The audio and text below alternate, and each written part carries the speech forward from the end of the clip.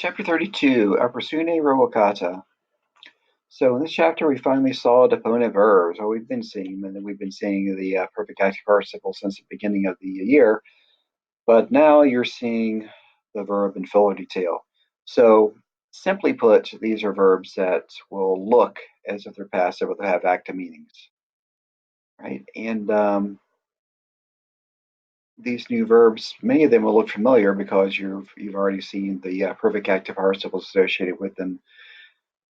We also saw the future active participle, and we saw a bit more about the gerundio, the realio stuff we had already seen. So in this translation, as always, the verbs are underlined in red, subjunctives are highlighted in green. I have in yellow highlighted the deponent verbs, and in red I have highlighted the future active participle. Right. So aerolus, dominus, domine rather.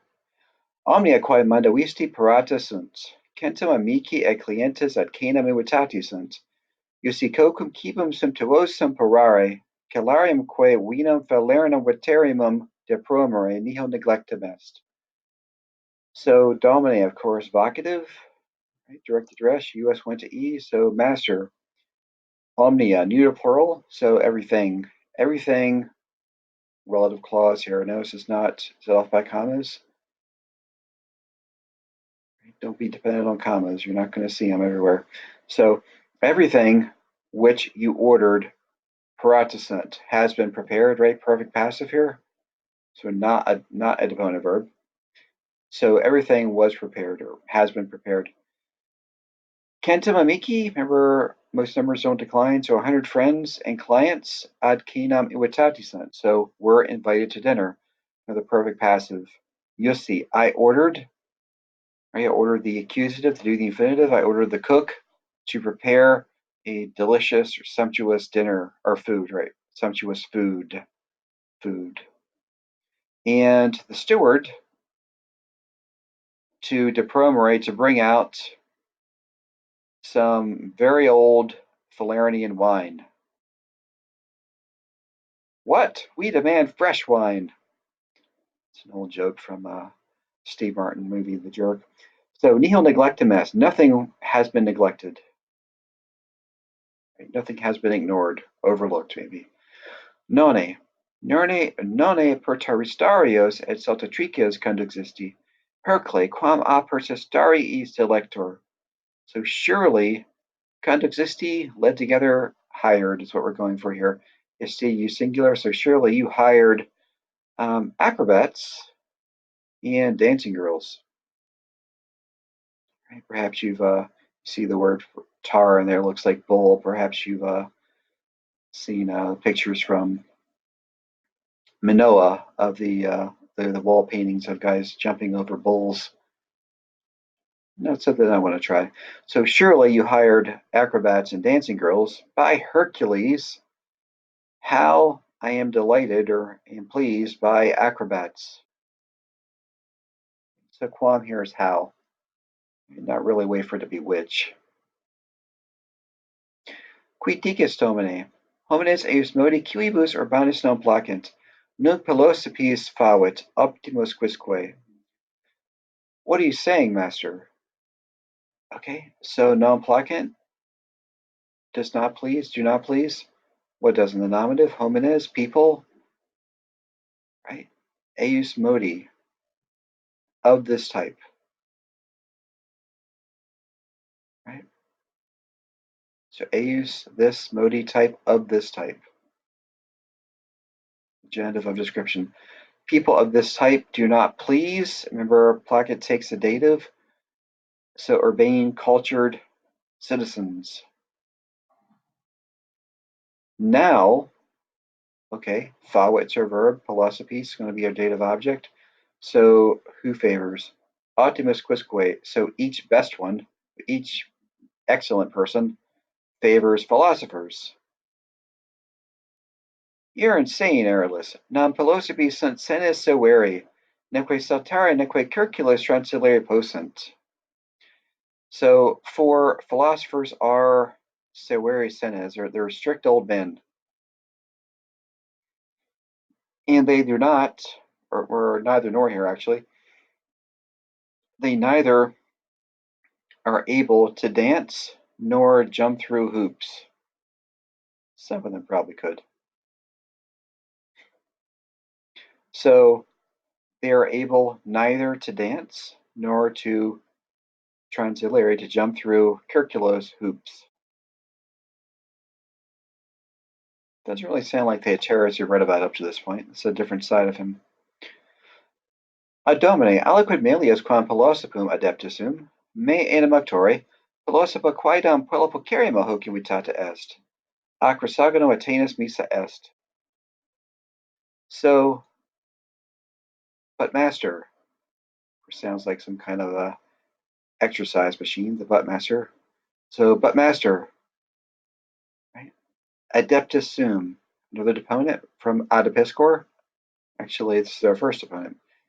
So adeptus sum from Adipiscor. So the perfect, not passive, but perfect active because this opponent looks passive, but it's really active, right? That's the simplest way to put it. So I have obtained aliquid melius, neuter, right? Something better than a philosopher. Me animactore, me auctore, both ablative. Hopefully it's set off by a comma here. Doesn't have to be. And it's giving background info. So it's now with absolute. So with me as the auctore, the person behind it, it's probably a better word for that. That's escaping me at the moment. But auctore, we've taken it as creator, right? The person that's behind the thing that's going on.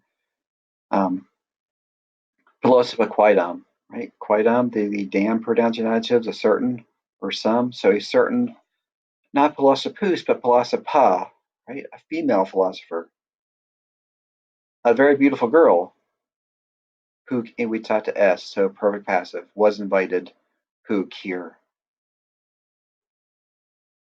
She was sent a Chrysogono, ablative of agent, right, by Chrysogonus, Atenas from Athens, right?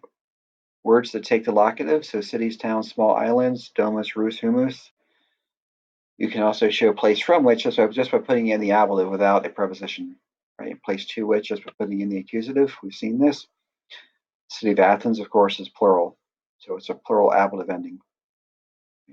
So she was sent from Athens, right? Misa, because it's modifying the Pelosipa, right? The very beautiful girl. So, Pelosipa mise Chrysogonus? Optime fecisti, erele. Pelosipam ne imperator quidam habet, sed ubies haec Pelosipa quam adeptus es. So, Chrysogonus sent a female philosopher? Fecisti, you did, right? Perfect facio, you did optime, superlative from bene, right? So you did very well, Airless. Okay. Closipam ne imperator quidam habet. So has, okay. Who? Imperator. The emperor has what? A philosophon, a female philosopher. All right. So that's my nominative, the verb, the accusative. Ne quidam. Not even. Right. These words don't have to be together. They're placed around the emperor because it's closely related with imperator here, right? It's not even the emperor. Not even the emperor has a female philosopher. He probably does. I already got one. Sed ubi est haec philosopha quam adeptus est. So, but where is this female philosopher which you obtained? Right? Feels silly keeping saying female philosopher, but it matters here. Right? So, but where is this female philosopher? Relative clause, which you obtained. Deponent verb, right? So it looks like it's passive, but it's really active. You obtained. Iam dudum eam axius expecto, fortasse iste praeco homo summae soltitiae eam non admisset. Right, so for a long time, okay, so they use the present in Latin. So for a long time, I am waiting for her. In English, we'd probably say I have been waiting for a long time. But Latin's going to use the present for that kind of expression because I'm still waiting now, right? Fortasse, perhaps. Iste Prico. So the use of iste right off makes you know he probably doesn't like the Prico very much, right? Iste is that with more of a negative connotation, or at least a more of a distancing idea, right, than Elaine. So a man of the greatest stupidity. Well, that removes all doubt, right? Clearly doesn't like him.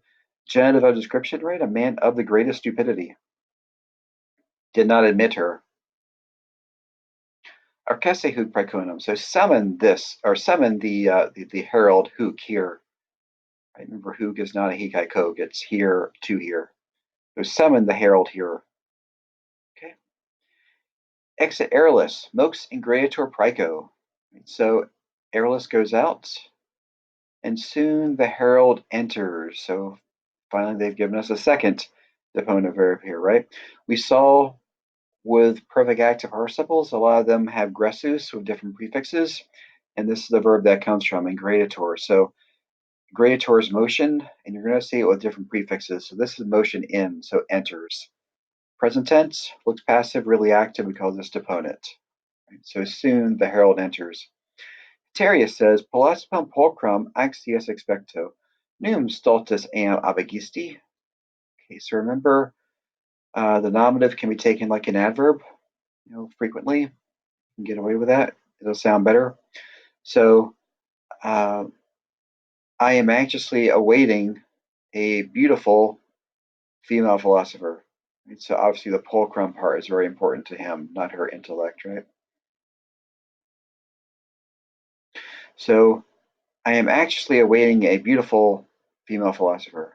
Okay, Noom, surely not. Surely you, stupidly, right, taken as an adverb again, that'll sound better, didn't drive her away. Abigisti.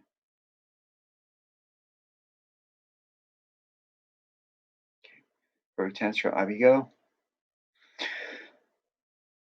Praeco says, Nullum pilosipum pulchrum vidi domine. So I saw no beautiful female philosopher, master. So he's a liar. Or else he didn't think she was pulchrum. Maybe that's it.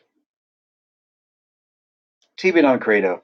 Poinus maximus minor nisi verum loqueris. So where credo takes a dative, this is object of a special verb. So I don't believe you, or I don't trust you. I threaten minor, another deponent, minor minare, but not to assume. So I threaten the greatest punishments. Nisi, if not, or unless, and then another deponent. You speak the truth. Okay. So loquor, loqui, locutusum. Praeco, paleskin, so growing pale. Domine, ignosce mihi, nesciebam quantum tu philosophies voveres. Elam philosophem cum huc vini, sed num rogavi utrum tu eam imitavises necne. Ignaris eam abege. Mane ad fluma perfecta est ut namam conscenderit. So, master, ignosce mihi, forgive me, right? Ignosce, an imperative, the imperative mood, right? Indicative, imperative, subjunctive, takes a dative. I didn't know, quantum, how much you favor or like philosophers, right? Remember, Fabio takes a dative, so this is object of a special verb, dative. Okay, elam philosophum non rogavi. So I did not ask that female philosopher, utrum, whether you had invited, right? Pluperfect subjunctive, had invited her, necne or not. Okay, then the cum clause we skipped. That female philosopher when she had come here. So I did not ask that female philosopher when she had come here whether you had invited her or not. Right? So when he said use of the subjunctive, of course, a cum circumstantial. We'll be seeing other uses of the cum clause. 3 subjunctive, 1 indicative. And then we says, what use of the subjunctive is that? Indirect question, right? Whether or not you had invited her. That's an indirect question. So utrum is our question word here. Utrum necne. So ignare se amabegi. So unaware, I drove her away. so he is a liar. No wonder Airless doesn't like him. Mane, earlier in the morning, ad flumen perfecta est. So she set out, deponent from proficus chorus, or another perfect active. Right? It looks like it's perfect active, but it's perfect. Oops, sorry, it looks like it's perfect passive, but it's actually perfect active because it's deponent. So it's going to look passive but be active. So she set out in the morning or early to the river. Why? In order to get on board a ship. In order to nam conscenderit. Purpose clause, right? Imperfect subjunctive. So why did she set out? To get on the ship. Avi, go away immediately, blockhead. Festina, noli, right? So Avi, festina, noli, all imperatives. Go away immediately, blockhead. Hurry to the Tiber. And noli revenire, don't return. Umquam, don't ever return. Unless, or if not, with the female philosopher. Okay. Domo aggressius, right? Domus takes the locative, so I don't need a preposition to say, from the house. So having left from the house, the herald, per vias contendit, he hurries through the streets. Right, hard to imagine him hurrying, but ubi ad flumum advenit. So when he arrived to the river, right, the Macron there tells me this is perfect. He conspicit, he saw, or rather he sees. Euphrosyne, conscensorum. That is a future active participle. Remember how we formed that from the perfect participle? Just insert a UR before the ending, and you get the future active. So when he arrived to the river, he sees Euphrosyne, remember this is a Greek accusative, about to get on board, right? Future active participle, about to get on board a ship. With a loud voice, he calls her. Right? So how do you do it with a loud voice? Euphrosyne, her name having been heard, so that's an ablative absolute, right? Turns, the deponent.